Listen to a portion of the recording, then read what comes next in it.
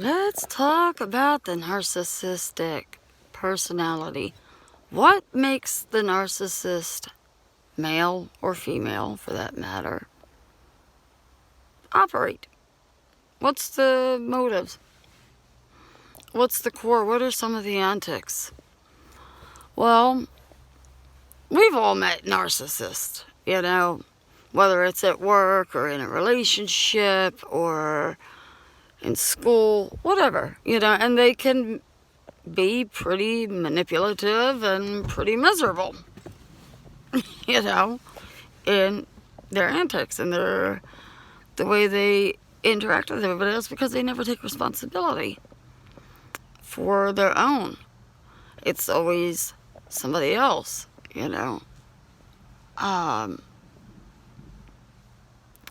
If a narcissist is violent, and there are different types of narcissists, the narcissist is violent. You don't want to try to play with a narcissist that is violent on his or her own ground because you don't want to get hurt, and you don't want to lower yourself to that. Subject yourself to any type of potential of being hurt. But, the games such as gaslighting and deflection and structural deception are all things to gain control. Gaslighting, what I mean by that, an example is whispering in sleep, saying another man or another woman's name to, I don't love you, to whatever. And it is to gain control over what you do, how you feel, money, sex. It's to get what they want from you. And believe me, narcissists don't have the potential to have long-lasting, healthy relationships because a narcissist has such low self-esteem and are very insecure based. They could be career people making six-figure income to, a blue-collar worker. Most of them are pretty intelligent. Not necessarily academically, but they just learned through past that, if I lay next to this person and say another woman's name, it's going to create a fight. Well, if it creates a fight or an argument, he or she is showing jealousy. Therefore, they must really care. Damn, I got control over how this person feels. Well, how do you combat that? Or it's done to show, you're replaceable. Well, you are. So am I. We all are.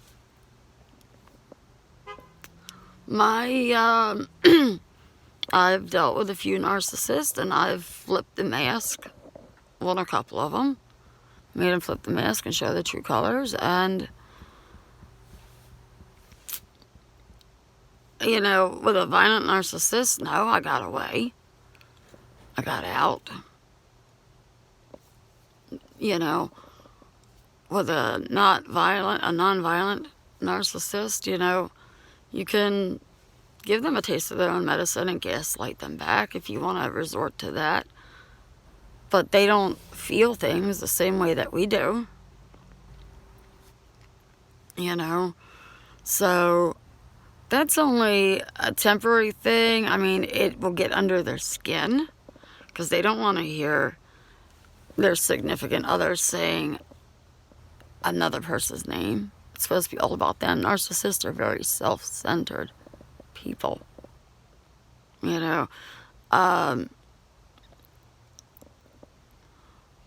But, what I did, I'd said, one time I'd said, you will never gain control over me through these antics. I've been through this. And money, sex, any of it. You know, you're going to tell me you love me during the day and then lay next to me at night and say other women's names and pretending to be having a dream about having sex with somebody else, then makes me think, well, maybe we don't belong together. Because I've been down this road. And if it's about getting me to spend more money, well, it'll never happen. Because you mistook me for somebody vulnerable. And yeah, we are all vulnerable people. We're human beings. We all are, including the narcissist. But instead of waking up and arguing and yelling and threatening to leave and all this stuff, that, you know, just giving them a taste of their own medicine sometimes will shut them up and make them rethink. Because, you know, when you ask a question, they do structural deception because they're looking for something else to say to you, to manipulate you, to keep fueling their insecurities. Narcissist is full of shame and insecurity, and they seek validation through other people, through manipulative antics, you know. And I'm just, I find it interesting, you know, that I'd be talking about this. I guess, you know, it came to light because there were some things going on. And I was like, maybe I needed to do a chat about narcissistic traits and some ways to cope. You know, just simply remove yourself from the situation. Don't give the reaction that the narcissist is looking for. You know, they find out your weaknesses early on, love bomb you and pull you in, and then once they know what some of your weaknesses are, they use that against you to manipulate and get what they want from you. And I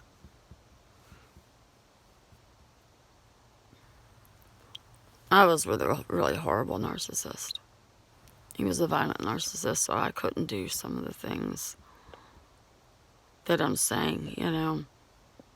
The only thing I said to that guy when I realized that, you know, he wanted to kill me and that he was really trying to drive me insane was that I'm not a nut that you're going to crack so easily.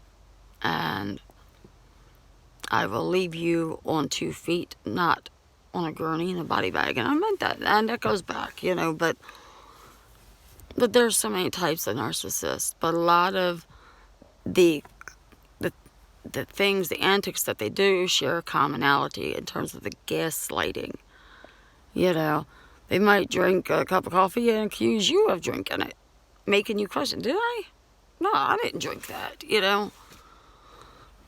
And, you know, whispering things at night, and then when you confront them, you're losing your mind. I'm worried about you. And it's a theatrical response. Like, you need to get help. Okay, well, I'm going to get help. Because maybe there might be some post-traumatic stress going on because of what I've been through. But what that's going to do for me is make me stronger and more aware. And if I am having these quote-unquote flashbacks, as you claim, or losing it, this will cease. But if I get the help and this doesn't cease, God help you, then I will no longer have nothing more to do with you. So, but to keep going round and round, a narcissist never takes ownership for what he or she does or says, especially when it is intentional, intended to manipulate for money, sex, an emotional reaction, whatever. So, I mean, you can gaslight back. They don't like a taste of their own medicine because they like to be the center of everything. They, you know, to not respond is the best method, as hard as that might be. To not respond is the best method because it lets them know that you're not giving them the control anymore, that you're taking the control back. And eventually, the mask will flip and the true colors will eventually show. It will. They will. I hope that, that there's nobody out there in a relationship or some type of dynamic with somebody like-minded of, what I'm talking about here. Because, I mean, whether it's in relationships, friendships, school, work, whatever, it's not fun. It's not fun. So, just be mindful of, your reactions and keep your reactions in check. Don't fuel the narcissist's that false sense of ego. And it is very false. It's very frail. Don't be the narcissist's victim. Be the survivor and take control. And because at the end of the day, the only person that you do have control over is you and what you say and what you do. And you got to live with whatever you say and do. So you don't want to be saying things out of anger, because that's what the narcissist is looking for, is the drama. It is. It's about the drama. And so, good luck, folks. I hope that this was helpful to some point. If you liked it, give it a thumbs up. If not, give it a thumbs down. I mean, whatever. Just sharing a little bit of knowledge and reflecting back. And, I hope to see, some of you guys on Kindle buying my new read, A Simple Narrative, A Not So Simple Life, under my name's Crystal Waters. It's a different perspective. I talk about a lot of different things. It's different. And so a college project compelled me to piece together a bunch of projects and do this particular writing. It's over 100 pages. And it's going to be available in paperback as well as on Kindle. So, I haven't published anything in over a year, so I am delighted it is with great delight to say that I published something new. So, I hope you enjoy, please leave me some feedback in Author Central if you like. And be safe during this pandemic. Take care of yourself and each other. God bless.